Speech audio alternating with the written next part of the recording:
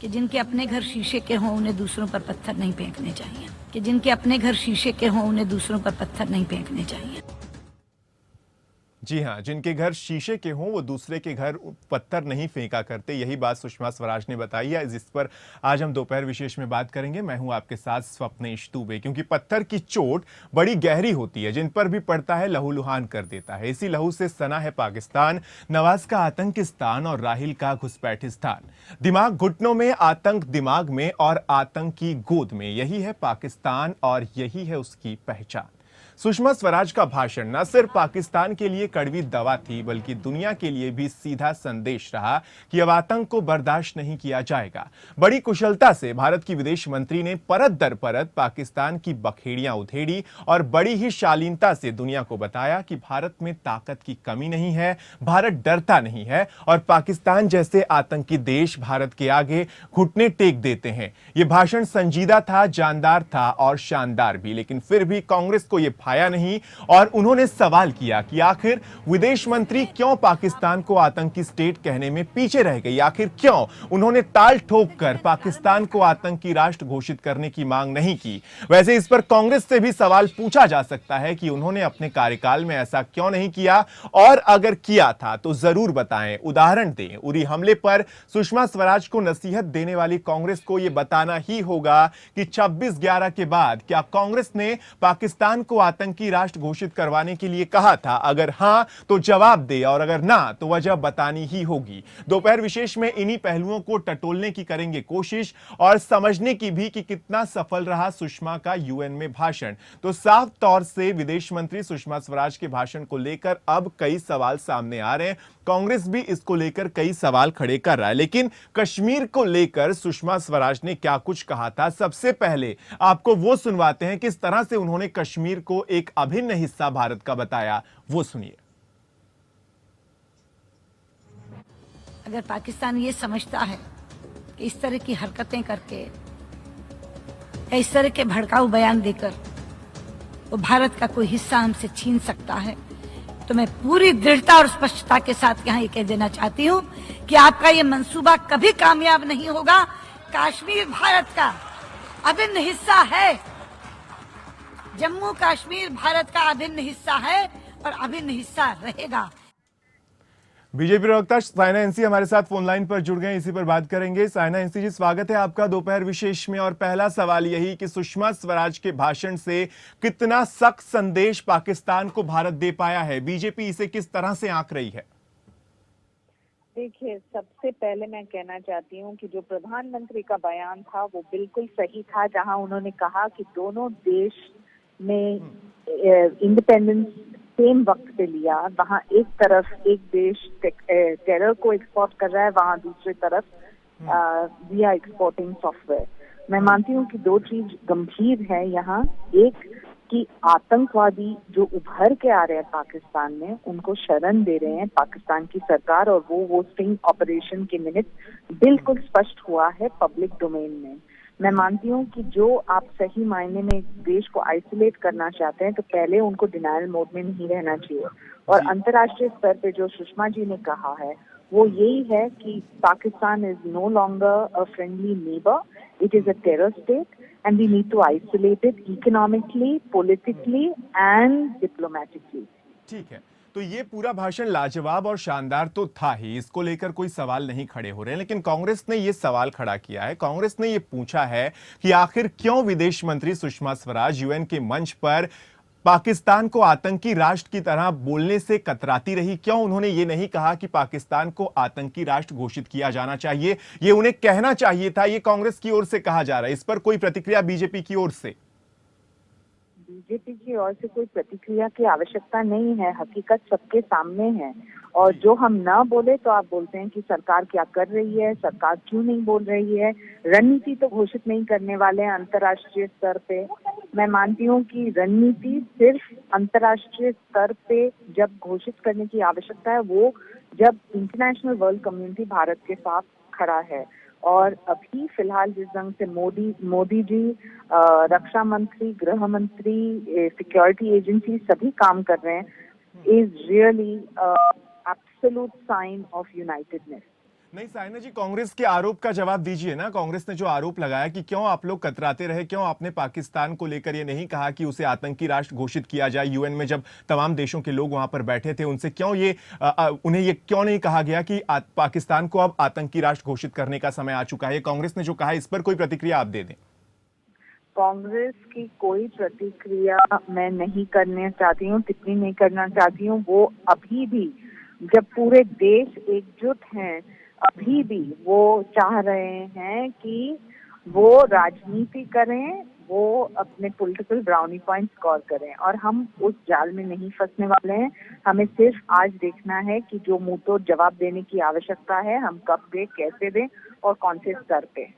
चलिए, बहुत शुक्रिया साइना एनसी जी हमसे बातचीत करने के लिए, दोपहर विशेष में हमारे साथ जुड़ने के लिए। तो साफ तौर से बीजेपी का जो पक्ष सामने आ रहा है, उसमें ये कहा जा रहा है कि कांग्रेस को किसी तरह की प्रतिक्रिया देने की जरूरत नहीं है, लेकिन हम जो काम कर रहे हैं वो आने वाले दिनों में जरूर बोलेगा। और काम जिस तरह से अब नरेंद्र मोदी और विदेश मंत्री सुषमा स्वराज कर रही हैं, वो रणनीति हम उजागर नहीं करेंगे, लेकिन आने वाले दिनों में इसके परिणाम आप देख पाएंगे, परिणाम देखने को मिलेंगे। तो इंतजार है कि कब परिणाम इसके देखने को मिलते हैं। लेकिन विदेश मंत्री सुषमा स्वराज ने किस तरह से पाकिस्तान को अलग थलग करने के लिए जो बात कही, यूएन में क्या कुछ कहा, अलग थलग करने को लेकर, आइसोलेट करने को लेकर पाकिस्तान को, वो भी सुनिए।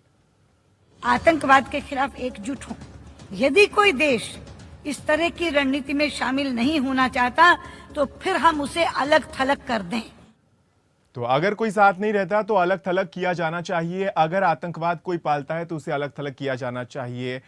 और कांग्रेस के अजय वर्मा हमारे साथ फोन लाइन पर जुड़ गए। अजय वर्मा साहब, सबसे पहला सवाल यही कि विदेश मंत्री सुषमा स्वराज के भाषण को लेकर जब पूरी दुनिया उनकी तारीफ कर रही है, जब सारे देश ये कह रहे हैं कि उन्होंने एक सख्त संदेश पाकिस्तान को दिया, तब आपका स्टैंड इतना अलग क्यों? क्या आप देश से अलग हो जाते हैं? क्यों आप देश से अलग हर बार इस तरह का स्टैंड लेते हैं? कांग्रेस का स्टैंड ये निकलकर सामने आया कि क्यों विदेश मंत्री सुषमा स्वराज ने पाकिस्तान को लेकर वहां आतंकी राष्ट्र घोषित करने की बात नहीं कही। देखिए, हमने आपके चैनल पे कल भी बोला था और आज भी बोल रहे हैं और आगे भी रहेंगे कि देश की सुरक्षा से बड़ी कोई चीज नहीं है। हमने कहा था पाकिस्तान आतंकवाद घोषित किया जाए, खाली बातें करने से। उड़ी का हमला इस देश का बहुत बड़ा संकट, ये सारे लोग मारे गए, फौजियों के घर के लोग मारे गए और उनके बच्चे भी लग रहे हैं, उनकी माता भी लग रही है। कांग्रेस तो हमेशा देश के साथ है और देश के हित की बात करती है, लेकिन कांग्रेस करती है, वो कथनी और करनी में फर्क नहीं करती। ये नहीं कि खाली कहा जाए और कुछ करा नहीं जाए। हमने कहा कि सख्त एक्शन की जरूरत है, खाली बातें तो हम पिछले 2.5 साल से देख रहे हैं। चलिए, मैं आपकी संवेदना का आदर करता हूं अजय वर्मा साहब, लेकिन सवाल ये पूछे जाएंगे आपसे और ये पूछे जा रहे हैं कि 26/11 हमले के बाद में आपने क्या किया था? क्या आपने पाकिस्तान को आतंकी राष्ट्र घोषित करने के लिए कोई कदम उठाए थे? अगर आपने उठाए थे तो जरूर बताएं, क्योंकि इतिहास और रिसर्च ये नहीं बताता, क्योंकि आपने तब चुप्पी साध ली थी। फिर आप उरी हमले को लेकर किसी को कटघरे में कैसे खड़े कर सकते हैं जब आप खुद 26/11 हमले के समय चुप हो गए थे? ये सवाल अब आपसे पूछा जाएगा। हाँ, हमने बिल्कुल चुप्पी नहीं साधी थी और मुद्दा ये है कि आप बार बार लोग ये कहते हैं कि आपने 60 साल में क्या किया, पीछे आप क्या किया। वर्तमान में दर्द तो पेट में उठ रहा है और आप चले जा रहे हैं कि आपकी टांग का इलाज करे जाएं। अब आप ताजा बातें आप ये करिए कि उड़ी हमला जब हिंदुस्तान के ऊपर हुआ है, पाकिस्तान आतंकवाद फैला रहा है, इसके ऊपर इसकी रेमेडीज की जरूरत है, इस पर ताकत लगाने की जरूरत है, या इन सब चीजों को? इसका मतलब तो सब लोग राजनीति कर रहे हैं। कांग्रेस इस पर राजनीति नहीं करना चाहती है और हम ये भी एक साथ नहीं कर पा रहे। अजय वर्मा साहब, आपके ही कांग्रेस की ओर से रणदीप सुरजेवाला का बयान आता है कि उन्हें पाकिस्तान में आतंकी राष्ट्र घोषित करने की बात करनी चाहिए थी, लेकिन शशि थरूर विदेश मंत्री सुषमा स्वराज के बयान के साथ खड़े नजर आते हैं। शशि थरूर साफ तौर से कहते हैं कि जो भी भाषण था विदेश मंत्री सुषमा स्वराज का, वो एकदम सही था। ये दो फाड़ क्यों कांग्रेस में देखने को मिल रहे हैं? क्या वजह कोई है आपके पास? कोई इसका एक्सप्लेनेशन है? हिंदुस्तान, देखिए, वो देश की विदेश मंत्री हैं, ना कि केवल बीजेपी की विदेश मंत्री हैं।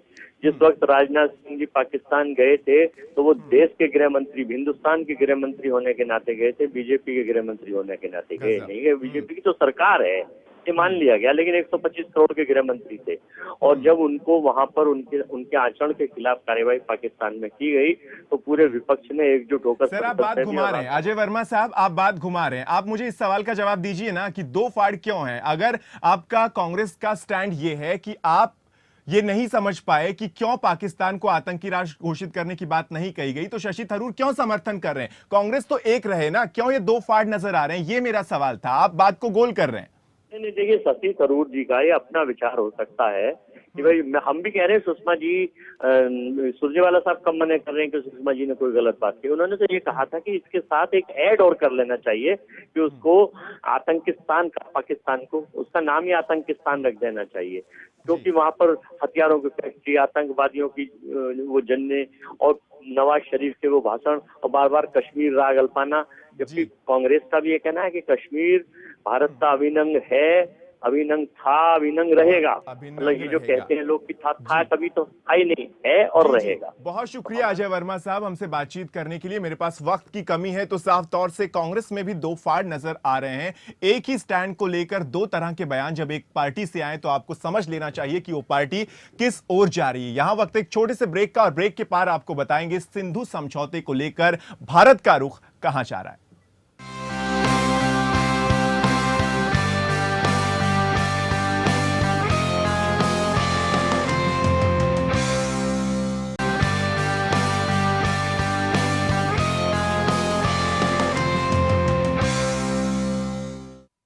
ब्रेक के बाद स्वागत है आपका। दोपहर विशेष देख रहे हैं आप, और अब बात करेंगे सिंधु समझौते की। समझौते एक तरफा नहीं हो सकते।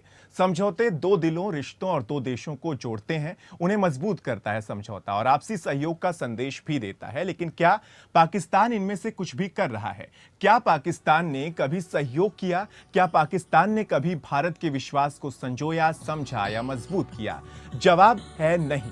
जब दो देश एक दूसरे से इतने दूर हो गए हों कि बात युद्ध तक आ जाए, तो फिर किसी समझौते का क्या मतलब? सिंधु जल समझौता रद्द करने की बात अमानवीय जरूर लग सकती है, लेकिन देश की रक्षा, सुरक्षा और संप्रभुता के लिए ऐसे फैसले इससे पहले भी लेने पड़े और लेने पड़ते हैं। सिंधु समझौता रद्द हुआ तो क्या होगा, कैसे होगा, इस पर बहुत बहस हो गई। लेकिन अब बात इस पर होनी चाहिए कि क्या खून और पानी एक साथ बह सकता है? दरअसल प्रधानमंत्री नरेंद्र मोदी ने अपने आवास पर समीक्षा बैठक बुलवाई और उसमें साफ कहा कि खून और पानी एक साथ नहीं बह सकता। इस बैठक में कोई फैसला तो नहीं हुआ, लेकिन उम्मीद है कि एक्सपर्ट्स की राय के बाद कोई आखिरी फैसला हो जाए। भारत में बात हुई नहीं और पाकिस्तान में खलबली मच गई। वहां के टेलीविजन चैनल इस बात को लेकर बहस कर रहे हैं कि क्या भारत इस समझौते को रद्द कर सकता है, तो वो सुन ले कि हां, ये समझौता रद्द हो सकता है। सबसे पहले उस बहस का ये वीडियो देखिए और फिर आगे की बात करते हैं। तो साफ तौर से वो वीडियो जो है पाकिस्तानी मीडिया का, वो हम आपको दिखाएंगे ताकि आप समझ पाएं कि वो बहस का वीडियो क्या है और किस तरह से पाकिस्तानी मीडिया में खलबली मची है। इस बारे में इजलास में गुफ्तगू कर रहा है। ये खबरें आई हैं कि इस इजलास में किसी फैसले पर तो नहीं पहुंचा गया, लेकिन बहुत सारे मामलात पर इस मुशावरत की गई है इस इजलास में। तो इसी सूरत हाल को सामने रखते हुए रिपोर्ट कार्ड का आज का हमारा पहला सवाल यह है कि सिंध ताउस मुआहिदा खतरे में, हिंदुस्तान पाकिस्तान का पानी बंद कर सकता है, हाँ या नहीं? इस सवाल की, इस हकीकत की डिटेल में जाएंगे। इंडस, झेलम और चनाब का पानी पाकिस्तान के हिस्से में आया, लेकिन इस पर भी इंडिया को कुछ जो है लिमिटेड राइट्स दे दिए गए। देखिए जी, वर्ल्ड बैंक ने ये तकरीबन 8 साल इसकी ब्रोकरेज की है, और पाकिस्तान ये हरगिज नहीं मानता था कि रावी, सतलुज और ब्यास का पानी इंडिया को दे दिया जाए, और पाकिस्तान उस मीटिंग से उठकर आ गया था। और लेकिन वर्ल्ड बैंक ने कहा था कि अगर आपने ये सिंध ताउस मुआहिदा हल करना है तो फिर आपको हमारी बात माननी पड़ेगी, जो उनकी प्रपोजल थी। तो ये तो इनिशियली प्रपोजल ही जो है ये वर्ल्ड बैंक की थी। तो देखा आपने ये साहब कैसे विश्व बैंक के सहारे समझौते को रद्द ना होने को लेकर आश्वस्त हैं, लेकिन वो इस समझौते की बारीकियों को अगर समझें, और अगर आप भी विदेश मंत्रालय की वेबसाइट पर जाकर इस समझौते को पूरा पढ़ें, तो साफ हो जाएगा कि ये समझौता भारत को वो अधिकार देता है कि वो सिंधु के जल का पूरा इस्तेमाल कर सके। अब अगर भारत इस पानी का पूरा इस्तेमाल करने लगे तो समझौते को रद्द किए बिना ही पाकिस्तान में पानी के लिए त्राही त्राही मच सकती है। यह अलग बात है कि भारत के पास इस पानी को संभालने के लिए इंफ्रास्ट्रक्चर की कमी तो है ही, लेकिन इस कमी के चलते अगर कोई भारत को असहाय समझ रहा है तो ये उनकी भूल है। खैर, समझौते पर अंतिम फैसला अभी आना बाकी है, लेकिन इतना तो तय है कि पाकिस्तान की पाइपलाइन भारत से होकर गुजरती है, जिसका रिमोट भारत के पास है। अब इस रिमोट से क्या फैसला लिया जाता है, देखने वाली बात ये होगी। इसी पर ज्यादा जानकारी देंगे हमारे संवाददाता नमित त्यागी हमारे साथ जुड़ गए। नमित, क्या कुछ ताजा अपडेट इस पूरे मामले पर निकलकर सामने आ रहे हैं, क्योंकि पाकिस्तानी मीडिया चैनल्स में खलबली मच गई है कि अगर पानी बंद हो जाता है तो क्या होगा। तो क्या भारत सरकार की ओर से इस पर कोई अहम फैसला लिया जा सकता है? हालांकि कहा यह जा रहा है कि एक्सपर्ट्स की राय के बाद लिया जाएगा फैसला, लेकिन फिर भी क्या सूत्रों के हवाले से कोई जानकारी मिल पा रही है?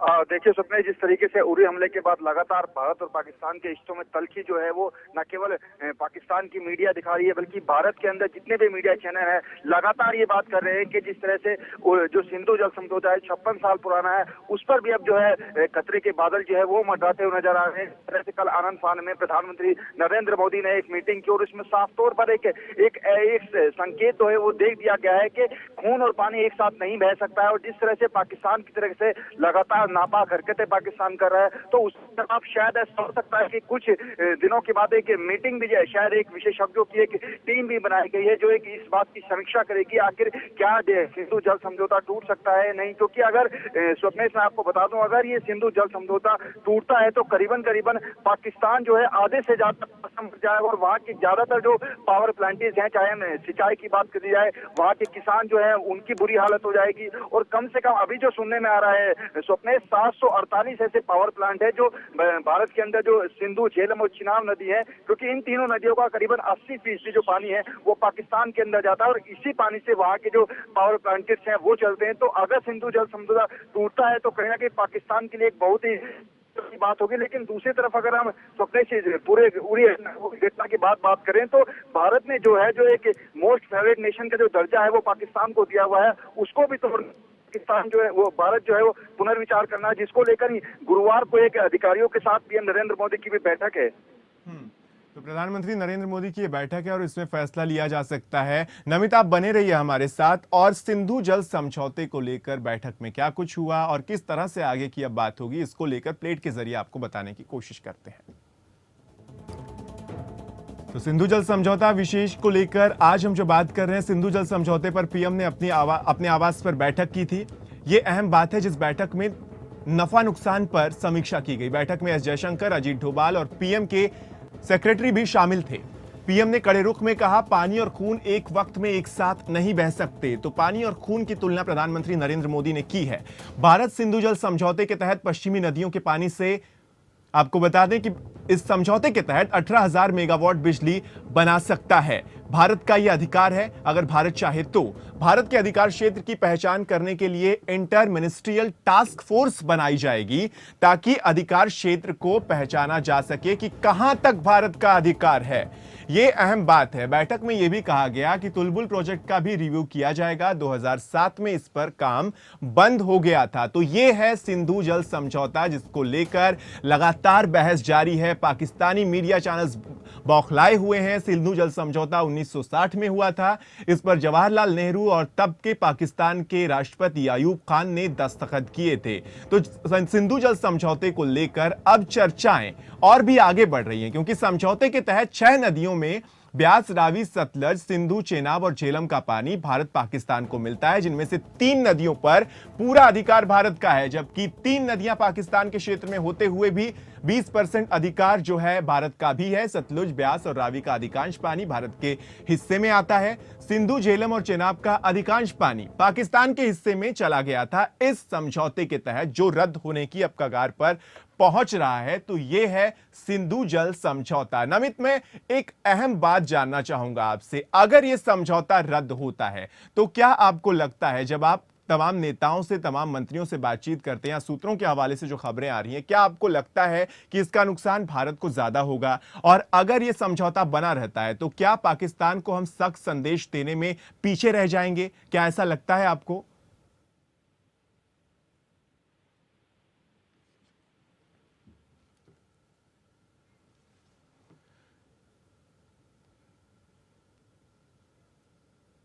तो आपको बता दें कि भारत सिंधु जल समझौते के तहत पश्चिमी नदियों के पानी से 18,000 मेगावाट बिजली बनाने की बात सामने आई है।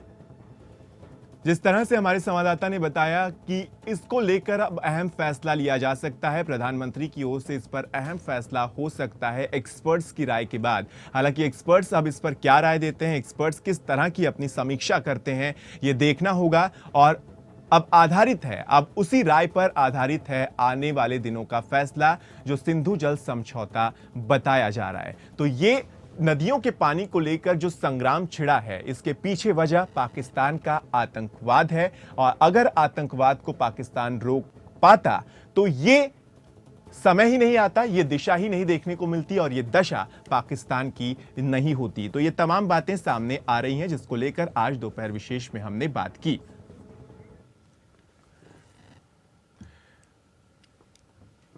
तो एक तरफ सुषमा स्वराज का भाषण आपने सुना जिसमें साफ तौर से यह संदेश देने की कोशिश की गई कि पाकिस्तान को अब अलग थलग किया जाएगा, तो दूसरी ओर सिंधु समझौते पर बात अटकी हुई है और प्रधानमंत्री अब इस पर क्या फैसला लेते हैं ये देखना होगा। इसी के साथ दोपहर विशेष में फिलहाल इतना ही। दीजिए इजाजत, आप देखते रहिए सुदर्शन न्यूज।